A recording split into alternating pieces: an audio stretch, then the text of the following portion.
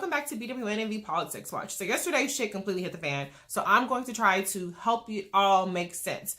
So this is just the highlights and I'll go into more detail in the next videos. Okay, very, very high level. Michael Cohen, yesterday's Trump's former attorney, pled guilty to lying to Congress about the timing and the extent of his dealings with Russia in trying to get a Trump Tower built in Moscow. Okay, that's number one. Number two, we had a raid in Chicago for a person who, in a person's office, who actually dealt with the Trump organization's taxes for over a decade. And we also had a raid in Deutsche Bank in Germany in their headquarters investigating money laundering. And so we don't know exactly, it hasn't been confirmed whether the Deutsche Bank and whether the Chicago raids are related to the Mueller investigation.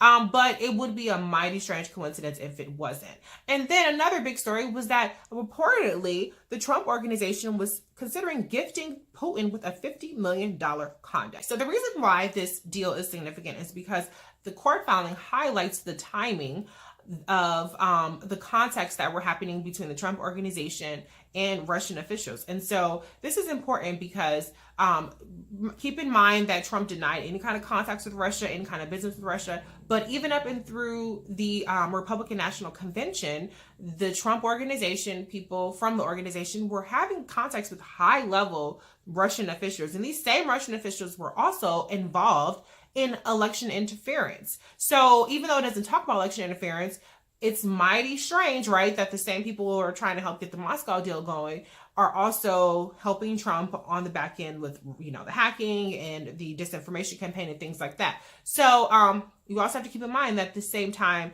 you had the Republican National Committee platform was changed to be more Russia friendly. And you also had the Trump Tower meeting with Manafort, Donald Jr., and Kushner. So we know that, you know, the timing is lining up. While you're having Russian election interference, you're also having them play Let's Make a Deal. And so part of this Let's Make a Deal, they were actually considering, according to BuzzFeed News reporting, gifting, not selling, gifting Vladimir Putin with a $50 million condo. So imagine a person who is running for president, who is heaping praise during the election campaign on our chief, you know, geopolitical foe, also talking about giving a person who's hostile to America, who's under crippling sanctions, a $50 million condo so that he can make a deal.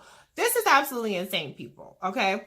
And so we have Trump now who's coming out and saying, well, okay, yeah, we were trying to make a deal, but it wasn't, you know, extensively trying. It was a light deal, and I'm entitled to do that. Well, why in the hell did you lie about it? Why are all these people lying about it? If there was nothing nefarious about it, then why in the hell did you lie about it? Okay, so I'm going to try to bring it all together. Number one, you have the Trump, most recently, you have the Trump Tower Moscow deal, which Michael Cohen's plea shed a lot of light on.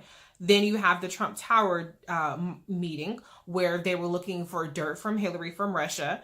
That is also part of obstruction of justice because they lied about that meeting. You have the James Comey firing, which really, you know, was impetus for the special counsel. That is an obstruction of justice investigation. Then you have the WikiLeaks angle where Jerome Corsi and Roger Stone are coming in, who was acting as intermediary between WikiLeaks and the Trump campaign. You also have the Russian interference, which was the disinformation and misinformation campaign, the social media campaigns and things of that nature. Who was coordinating with that, if there was any kind of coordination? So we have obstruction of justice, we have conspiracy against the United States in terms of election interference, and we just have a lot of shady business going down. And so there's more shoes to drop, and who knows who's next on the chopping block.